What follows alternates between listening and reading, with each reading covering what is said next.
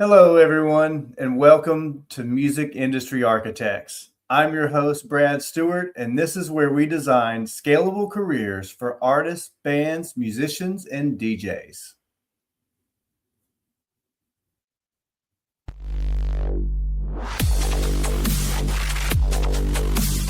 The industry isn't a mystery, it's a design. You're listening to the Music Industry Architects, where we deconstruct the business, decode the data, and build the blueprint for the next generation of mobiles. Powered by Music Mobile AI. Let's get to work.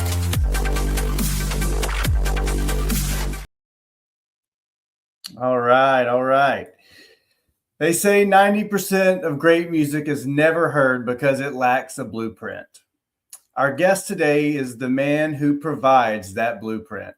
Since 1994, he has steered the ship at Powderfinger Promotions, a firm that has become the gold standard for independent music promotion across North America and Europe.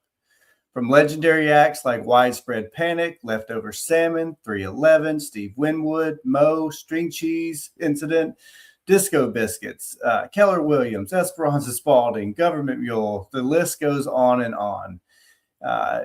We can certainly get David to tell us a little bit more about some of the other artists as well. But he has spent 3 decades proving that talent is the fuel, but strategy is the engine. With a master's in musicology from the New England Conservatory and a tenure as a lecturer at Northeastern University, he brings a rare mix of academic depth and street-level industry grit. Please welcome the founder of Powderfinger Promotions, David Avery. Wow, thanks so much, Brad. That was such a great intro. I mean, wow. That was very cool. It was great to see you also.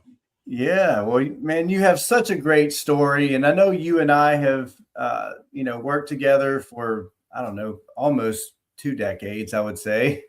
But maybe tell our viewers and our listeners a little bit about yourself and kind of how you came into, the business. Well, I mean, I was raised in a musical family. My grandfather was someone who could literally pick up any instrument and play it. It always kind of boggled my mind that he could do that. And my parents were both singers, and I'm also a trained singer and play a couple of instruments. And after I did my master's and a couple other years in New York studying music, I just kind of decided, I just don't want to be in academia. So moved back to Boston area, and I got hired by a music publisher who ended up moving to New Mexico. And I was like, I don't know anyone in New Mexico. I'm sure it's beautiful, but I no. And so, suddenly a great thing happened. I was unemployed. And, what that gave me was time, time to think about things. And then one day a friend of mine who's in a band came along and said, hey, we just recorded a new album, and, we want to get it promoted to radio stations. We're not sure what to do. And I was like, well, I'll figure that out. I got a bunch of time right now. And that's literally how it started. Nice. And I figured it out. And, I called radio stations. I figured out, what to tell them and what they wanted to know exactly. And, then one day, kind of one of the bigger local bands who were, I don't know why they hired me exactly, but because I was at that point literally working out of the kitchen pantry. But they hired me. They just liked my vibe or whatever. And that, having that was the first known, at least locally, artist on, my very small roster. And wow, did that ever help? If you can have a couple of name clients under your belt, that's just awesome. People really respect that, and and they feel like, wow, if Bootsy Collins hired this guy, then he must be all right. So that really helped. That I was kind of fortunate, and they were a little little quirky and decided to hire me for really kind of because they liked my vibe. Yeah. And that's really how things started, was Very nice. Well, yeah. you have a lot of good names to drop, I guess you could say at this point. So Yeah, it's been a pretty fun ride, I gotta say. Yeah, well, you've been doing it for a long time, and that's why I really appreciate you coming on the podcast today, because I really wanted to be able to tell your story. And you do such great work, and I have kind of validated you and your work, but I would love for others to take a chance with you as well, and to invest in their careers, especially if they're looking for support in the radio world and just promo in general. I know you guys do a number of different services, and we can certainly get into that. But I guess my first real question that I wanted to ask is, what is the biggest lie that you think independent artists are told about success in? There's some trick to it. There's not a huge trick to it. It's, first of all, you have to be really, really, really good, because there's so much out there. And then you need exposure, it's happened to me a couple of times where, someone's hired us, and I realized about a month later that they're upset because they're not a rock star yet. And I'm like, what? Are you touring? No. Do you have like a real band? No. Oh, so what are you doing about your social media stuff? Oh, I'm not really good at that. But, so sometimes the expectations are just, that's one of the harder things parts of the job sometimes, is managing people's expectations, because sometimes, if you're in a first time recording, you're not going to get the same results as, Bootsy Collins, who we mentioned before, because everybody knows Bootsy. There's been a lot of years of work of making sure that we all know who Bootsy is. And, but none of that would have mattered if he wasn't a great bass player, and a character, because him being a character is part of the marketing, in my mind, those crazy star-shaped sunglasses and huge hats, and, they're part of the show. It is show business, but I'm not sure if I answered that question exactly, but well, no, I think you did. It's and I can validate that as well. Being a booking agent and a manager and everything on my side of the business is, I like to tell artists, you don't see the benefit from what your efforts are for at least a year. If you think about what you were doing 1 year ago from today, you're probably just now seeing the benefit of that. It just takes that long for things to get traction. And sometimes it's longer than that. But at a minimum, I feel like you don't recoup the benefits from anything for a year in the music industry. No, it all works together. And I see that all the time. Like, artists who are more experienced, like when we do radio promotion, like their numbers go up, like all over the place. If it's, someone you've never heard of before, who's like, really good, but it's their first release, it doesn't have that big of a proportional effect, because you're just like starting with a spark here. You're trying to get something going. You're trying to get your name out there in a vast landscape of noise, sometimes you could call it, because there's so much new music out there. You really got to work at being heard. But you still got to be good. Absolutely. Yeah. We can get you in the door. It's your job to stay there and stay relevant and to deliver. So I can validate that as well. You got to be willing to work hard. It's just a lot of work. That's why I said it's not a magic trick. You don't just like hire somebody and like you're asked to be on late night television show. It doesn't. Yeah. It takes time. It's building a brand. As well as getting exposure. Those two things go together. Absolutely. Consistency is critical. And that's something that we're trying to, help artists with our consulting mentorship. And of course, even with this podcast, to give them the architecture and the blueprint to be consistent and to, understand their brand. So we are once again in alignment with that. Want to start with kind of the foundation, for these artists and for anyone that's listening, what was the first, quote unquote, like building that you tried to build in the music industry that fell down? Is there like a case study where you failed and, you learned a lot from? I'm sure there are. Yeah, I mean, we tried doing tour publicity for about a year, and man, I hated it. It was just, and the reason I hated it is because, if you're hiring an independent music marketer for your tour, you're probably not Bruce Springsteen. He already has a team going. So if you're hiring somebody, it means that you're like, this. I think of an example where this person who, at least around here, who hired us is fairly well known, but outside of this area, not as much. So we did tour publicity, and he was playing in places like Boston, but also places like Hershey, Pennsylvania. And the thing is that I found out quickly is that, well, Hershey, Pennsylvania does not have very many media outlets. Your options for getting publicity for this guy, who really is great and really should be seen and heard, your options for getting attention are limited.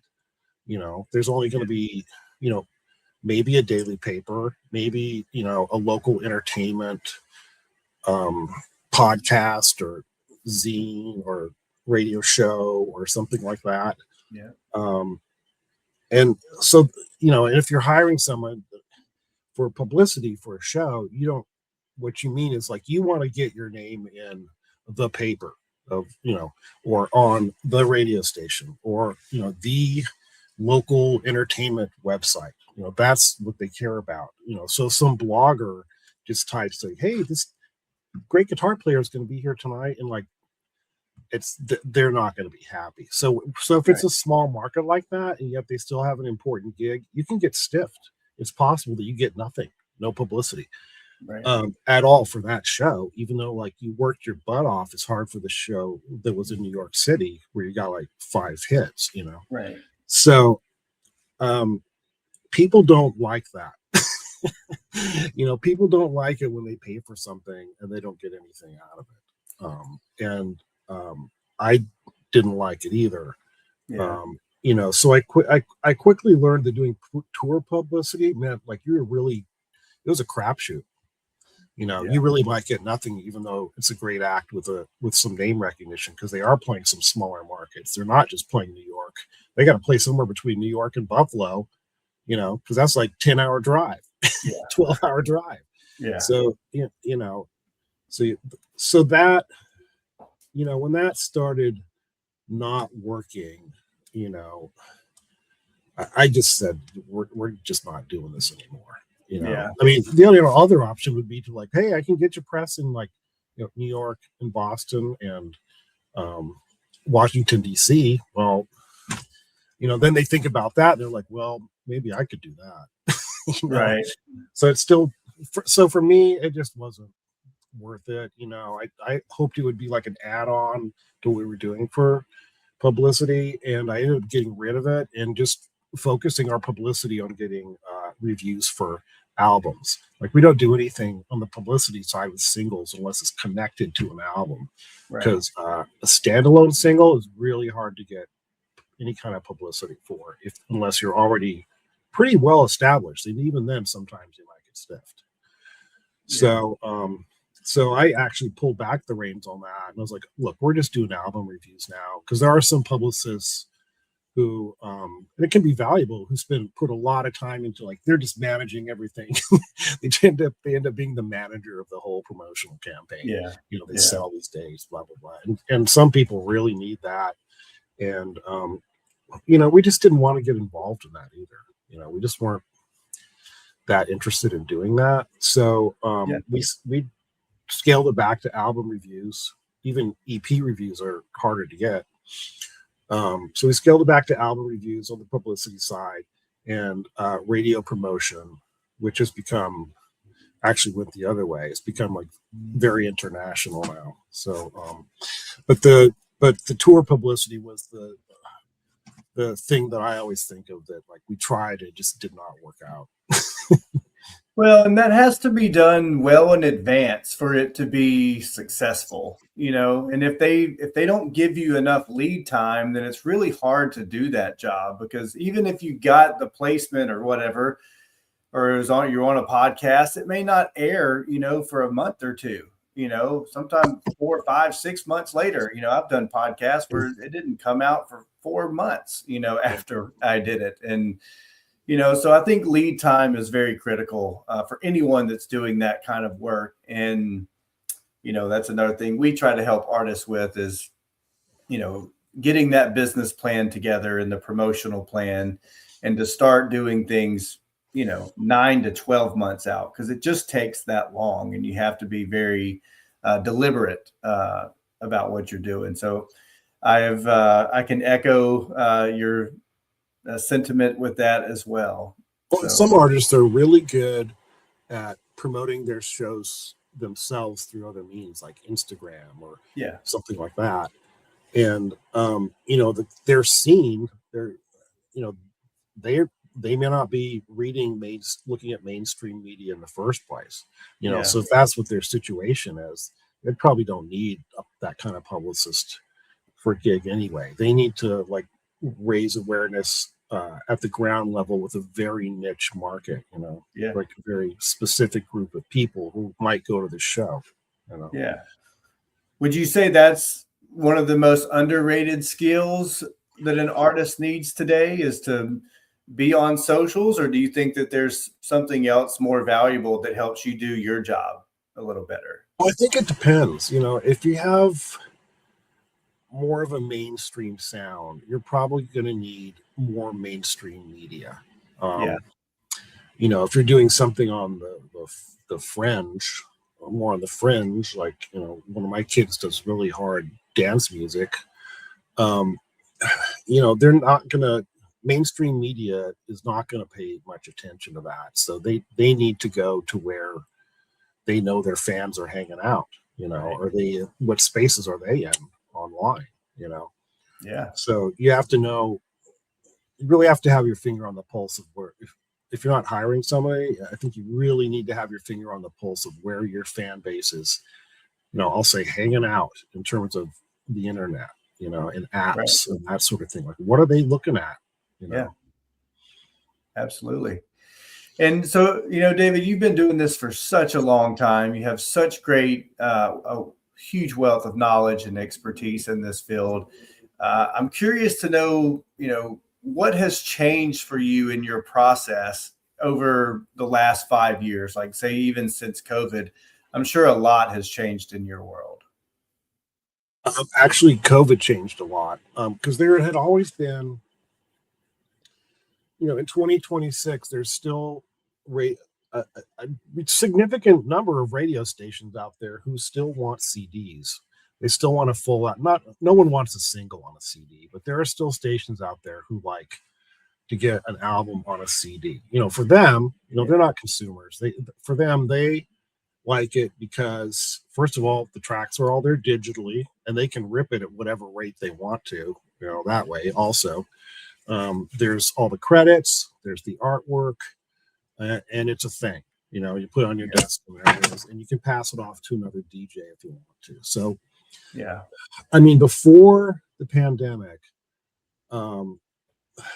you could not, I'll say this, like for community radio and college radio, you could not promote a single. It was a complete waste of time. And part of that was because they wanted things on CDs, and part of that was because they were so super album focused that they didn't really think that way. I mean, there are commercial adult alternative stations that are very singles focused, but for like all those community radio stations across the country and across lots of other countries, it was all about that album. But then suddenly what happened was, like, you know, I don't know if you remember this, but at first people like couldn't get their mail, Yeah. and they're afraid to touch their mail. Right. You know, because no one really knew what was going on. And Yeah. so all of a sudden, you know, and that was happening. Plus, significant artists all would release a single. It was either about, you know, um, loneliness, you know, because they were like, couldn't go out in public and that sort of thing. So, you know, suddenly a big name artist like Brandy Carlisle or whoever would put out a standalone single just because it was about how she felt about COVID. And, you know, the radio stations were like, well, crap, we have to play that. You know, and then other artists, significant artists, started putting out singles that had to do with, you know, something, you know, related to the pandemic. Yeah. And suddenly these stations were like, wow, we have to pay attention to singles. And we also have to pay attention to more digital music because we can't get CDs anymore. You know, Right. we're afraid to touch the mail. We can't even go into, you know, because a radio station would suddenly go down from like, you know, a staff of like 5 or 10 down to like one person can be in the station at a time. Right. You know, and you can't touch the mail. Right. So that changed things. The pandemic changed things in terms of making singles viable, which is important for those stations because a lot of new artists need to start at those stations. And it also forced the issue a lot more of going from CDs to digital, which had been a very, very slow transition at radio up to the point of the pandemic. And then suddenly they realized, wait a minute, I don't have this album because I can't get CDs. So I have to do something like right now because I don't have the new Green Day album and we got to play this on the air. So it did force the issue. So now we send out far fewer CDs and we promote a lot of more singles. You know, and so that's changed a lot. And also, you know, the tools have improved. So we can do, you know, more digital tracking. We can now really do international promotions, which we had never been able to do before. We can get the music out there internationally, and we can also track it internationally. So all of a sudden, you know, it's like, hey, you know, getting airplay in the UK used to be almost impossible. Right. Because you had to have somebody on the ground there, you know, or else you couldn't get any feedback. And now you can get feedback. And now we're in personal one-on-one contact with a lot of these people. So that aspect of it has also changed in the last, I mean, that's really been in the last year and a half, the international part. And that's because of new tools that are available, I would say. Yeah. Yeah. I think our attention spans are getting a little shorter, you know, as we have moved since COVID. And that definitely makes a lot of sense.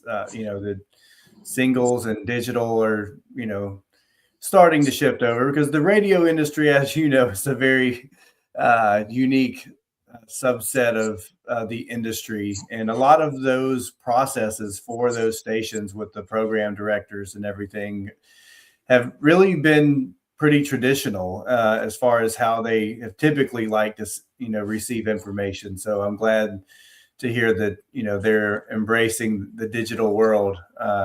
It took them a little while, but I will say one more thing about singles at these stations is that we can get good traction for singles now, but the truth is that you still get judged by that album. And I think that's because these are tastemakers. These, you know, they're not playing the top 40. They're not playing the same Taylor Swift song 15 times a day. Sure. You know, they are about new music. And if you're about new music and new artists, you know, think about how hard it is to tell much about an artist by one song. You know, you have one 3.5 minute song. And I've had this happen with me. You know, a new artist sends me a single. I listen to it. I love it. Then like suddenly they send me like 4 more tracks. And I'm like, oh, you guys are different than I thought. You know, you have a different sound overall than I really thought you did. So it, right. You know, What's great about singles is that they're now viable. You can get traction with singles, but I would still, especially if you're putting out, a single a month or every 6 weeks, like, well, it's not going to be long till you have an album's worth of singles. Yeah. So maybe you should be thinking about that in the back of your head. Right. Yeah.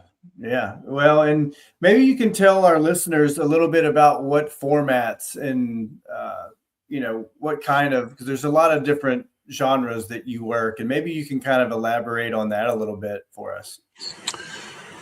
Well, we work with community radio stations and college radio stations, and also commercial AAA stations, which is adult alternative album rock.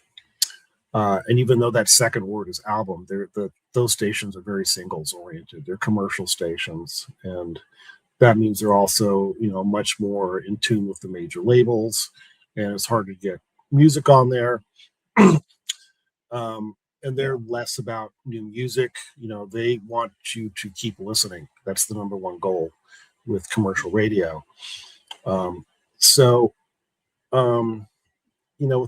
the community radio stations and the college radio stations, that's national. It's across also Canada, but those community radio stations are also all across Australia.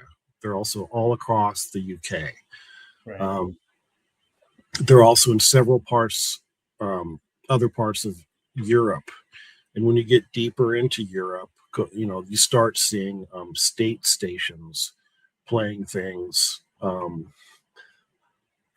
had 2 different stations in Moscow play 2 different artists we were promoting. And I'm like, how did they even get this? So, they pay attention. We've had airplay in Poland and Italy and Johannesburg and Tokyo and all this.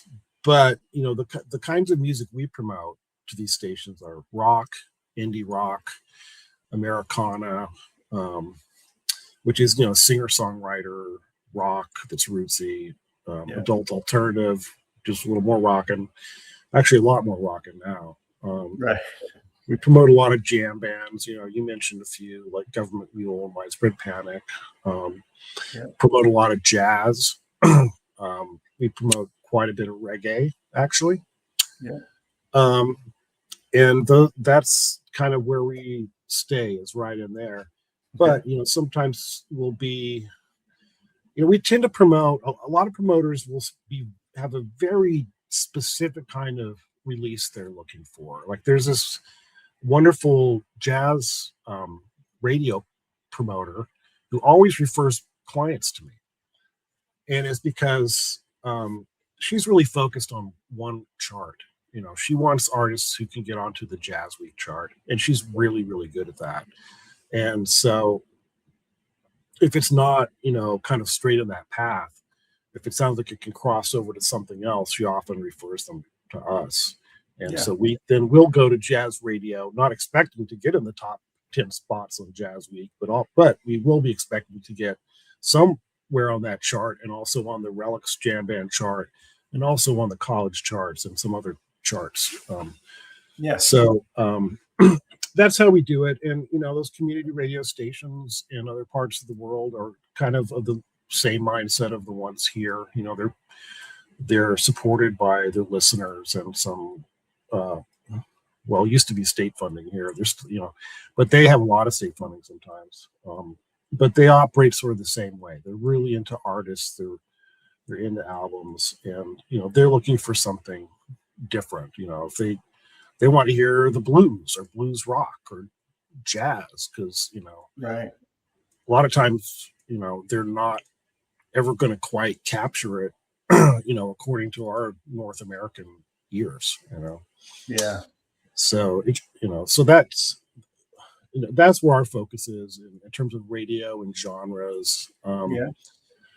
And so when we're promoting jazz, it's probably going to be someone like Medeski, Martin and Wood, or Esperanza Spalding, and not Joshua Redmond, even though he's amazing. I saw him live a few weeks ago. We're not going to get the call to promote him. This other promoter, Lisa Reedy. She's amazing jazz radio promoter. She's probably going to get the call, or someone like her. Yeah. So, but yeah, that's our focus: rock, jazz, reggae, jam bands, singer songwriter rock, and those are the stations we tend to work with. It's a lot of fun, a lot of work.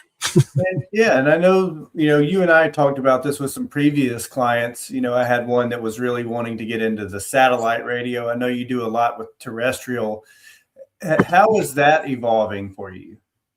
Well, it's easier to get onto some of those channels than it is onto other commercial radio formats. Yeah. That's my experience. I mean, less so now. They used to be more open to indie music at the satellite channels, but they still are. Yeah. So I mean, we've had a lot of artists get played on the Sirius XM channels, and what's great about it is that if you get on there, you get really good royalties. Right. Exactly. Well, that's why I asked. As a manager, every artist that I've ever worked with, they're like, just get me on Sirius XM, and there'll be a trickle down effect into the terrestrial, and that they want that to kind of be that tip of the spear. So I think that's really what a lot of our listeners and are curious about is how do they break into that side. Well, it's very tough, and that's because it's kind of like a national local station. Those channels in a way, right. Like you're listening to it in your car, and they may even like stick in some localized news about, hey, the Red Sox won this afternoon. And then, in your mind, it's like, well, it's kind of like a local station, but it is heard across the country and elsewhere. Sure. So, so that means that more people also want to be on it. So it's also super competitive because of that. Right. So, you just have to know how to get it to them, and it helps to have a relationship. We actually know the person, because we do a lot of one-on-one follow-up. But it's part of the same thing. As far as we're concerned, it's radio airplay. Right. Yeah. And so, for our listeners out there, what data points do you look at before deciding to work with an artist? I'm sure you have, a few kind of prerequisites, because I know you don't just take on anybody. Yeah, I mean, the first thing we do is listen to it, listen to the music. And I mean, that's number one. Like, is this good enough? Does it sound good enough? Does it fit in with the kind of music that we tend to promote? If you send me a death metal album, I'm going to refer you to, Muncie, who has been doing death metal promotion for like 30 years. Yeah. That's not us. I'm sorry, can you repeat the question once more? I was just curious what data points you look at before taking on an artist. Okay, yeah. So after that step, where it needs to be good and make sense for us, then I usually look at Spotify and Facebook and Instagram. And on Spotify, I mean, you kind of have to know what you're looking for. Like, if you see an artist who has like one song with 12,000 streams and the rest of them don't have any, it's like, well, okay, they bought those streams. Right. If you look at their monthly listeners and it's like 47,000 and they don't have any songs with streams over 2,000, and you're like, right. Something doesn't make sense here. Right. It's not adding up here. Yeah. So I try to, so that's one thing I look for. It's like, well, are these numbers like real? Do they mean something? Like, does this kind of make sense what I'm looking here? Or has it been like, fiddled with? And really, there's nothing like organic listeners anyway, because they're active listeners, Yeah. It's really hard to convert someone as a fan if they're listening to a workout playlist in Brazil, which is that it happens all the time. Nothing wrong with that, but they're not going to be a fan. Right. So, I look at Spotify. I also look at Facebook, like, how many people are like, do they have an artist page, or are they just trying to get away with using their personal Facebook page for, right. So, I mean, because you're just missing a lot if you don't have an artist page. Yeah. So I look at that. I look at, how many followers do they have, and I look at Instagram too, and I look at how often are they posting, what are they posting about? Because, you also want to get a sense of like, are we in this on our own? Or, are they actually able to help themselves? Because, the more things that are happening at the same time, the more impact, the more momentum you get going. So, Right. that also tells us, if they're not really posting on Instagram or Facebook, and I mention those two because they're super important, because there's a lot of radio stations on both of those, and there's a lot of music activity on both of those. Yeah. Radio stations aren't really on TikTok, so we don't really, that's not. I'm not going to deal with that, but someone else can deal with that. Other people are good at dealing with that. So those are the things I look at, and I also look at their, do they have a website?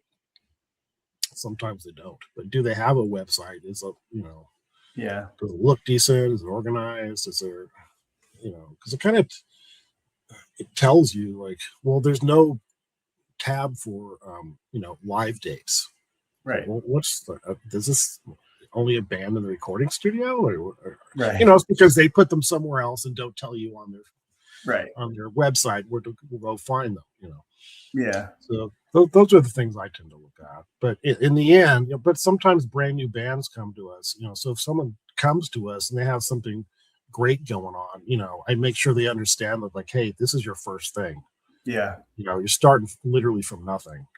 So I make sure they understand that. Right. Yeah.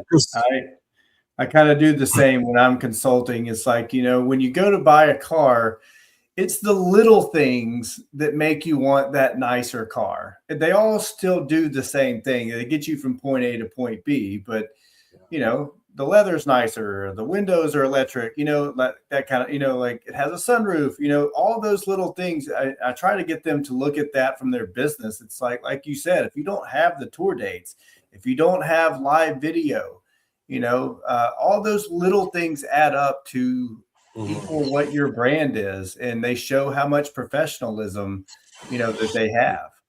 Yeah. Mm-hmm. Yeah, that's true. And I would say video is probably more important now than it's ever been. I agree. You think of the MTV era, but it's more important now. Yeah, I agree. Yeah, it's as a booking agent, I always tell my clients, it's the best tool you can ever give a booking agent is, you working the crowd, them singing the songs, people up and dancing. If you can capture that on video, that is like lightning in a bottle for you. Yes. That you bring up a good point about live videos is that, one is they need to sound good. Okay. If you're going to use it for marketing. And number two, there need to be people there. So, right. You're very correct about the crowd being important, because I've seen videos. A friend of mine is a booking agent, and he's posted videos on Facebook. It's like, here's a live video I just got from a band, and they like show the band, and they turn and show the room, and there's no one there. Yeah. Like, why did you even turn the camera?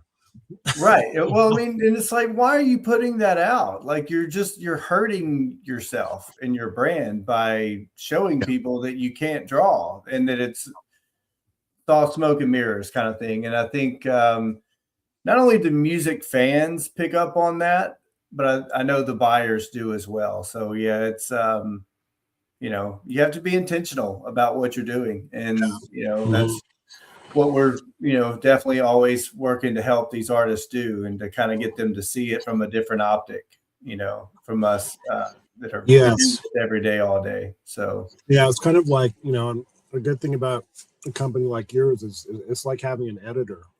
Everybody needs an editor. Yeah. Someone who can look at it and say, hey, do you know that you showed an empty room for your live video? Right. Maybe that's not a great idea. Right. But, someone obviously wasn't thinking about that. They thought, man, this sounds great. We were really good.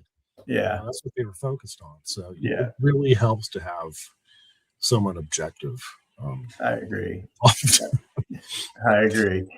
So let me ask you this. So an artist hires you on, You know, you get them, and you do a great job of giving the reports. A lot of, you know, promoters in the radio world do not even give them reports from time to time. And I always love that you do that, you know, so that whoever is doing the bookings can use that data to leverage to get you into markets where you may not have already played. And that's something that we always do. But is there something that you feel like the artist should be doing to build a fan base, you know, that stays with them after kind of the hype dies?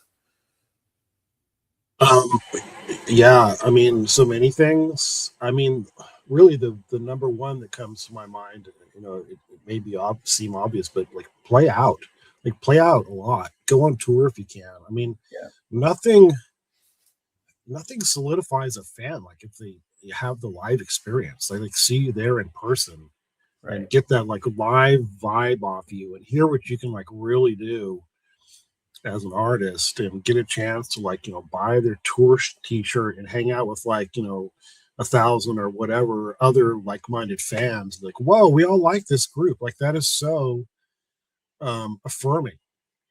Yeah. It's really affirming, you know, when people come together who are your fans, but they can't do that if you're not playing out live, you know. Yeah. So that's why when, you know, now if Simon and Garfunkel decided to go play in Central Park again, even though they're both in their 80s, Right. there'd be 1 million people there. Right. Because, you know, they've done it before. Yeah. So, I mean, yeah, really like play out live. You know, treat people with respect. Don't dismiss fans. Like you can't pick your fans. You know, Right. that's sometimes bands. You know, I've had them like. I told one guy that he was on a certain chart, and he's like, "I don't know if that's a cool enough chart." Those are the people who like you the most. Right. Yeah. You know, so Funny. yeah, you know, treat your fans equally with respect. You know, really, and when you are playing live, treat the club with respect and go talk to them. Go talk to the manager. Go talk to the bartender. You know, let them know that like, hey, I'm here. I know that, you know, you have to make a living at this too. We don't want to like screw up your space or anything like that. You know, it just shows that like, you know, it's one-on-one interaction. You know, that's nothing makes more of an impression, right? You know, so that is critical.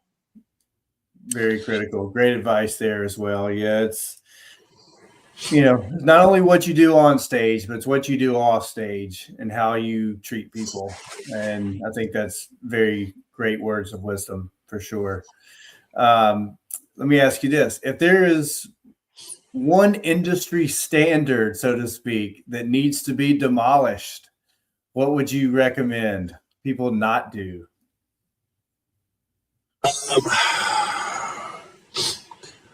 I mean, I know people who do this job and I respect it, but I also have one of my kids is a recording artist, and we decided, you know, first release, we decided to hire someone to do like legit Spotify playlisting.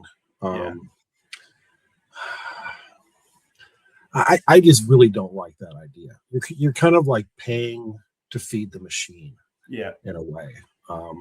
You know, and one thing we learned that I learned from, I'm so glad we did this, that we did actually hire, you know, someone to promote a song, because it taught me a lot. You know, it taught me that any organic stream you get is 50 times more valuable than something you get from playlist promotion. Like that person found you, they like you, you know. And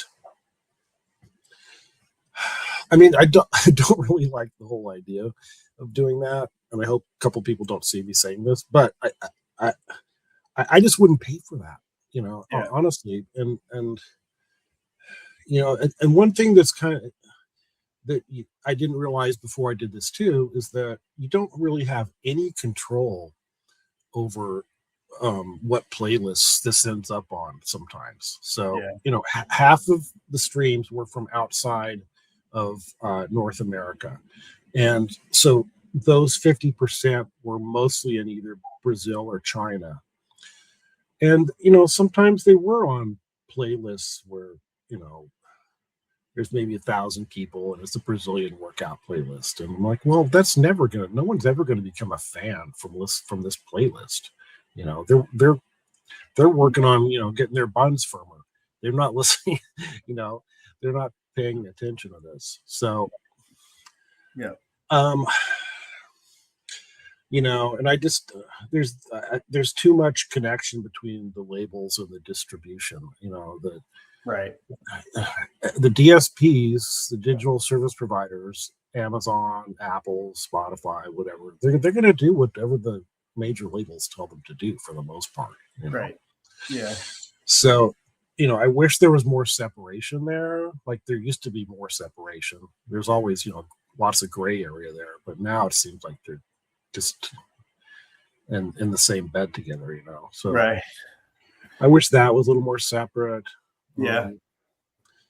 You know, and I also just wish people, this may lead to another question, but I wish people would be more, in a way, skeptical of the technology they use, in a way, and question it a lot more. Not because it doesn't work, but because like you might be thinking about it the wrong way. It's like, okay, what does it really mean if like I put out a release and 10,000 more people are following me on Spotify? You know, what does that actually mean? Who are these people? You know, it's like, you know, I would say think about those things, because sometimes people treat technology as kind of infallible.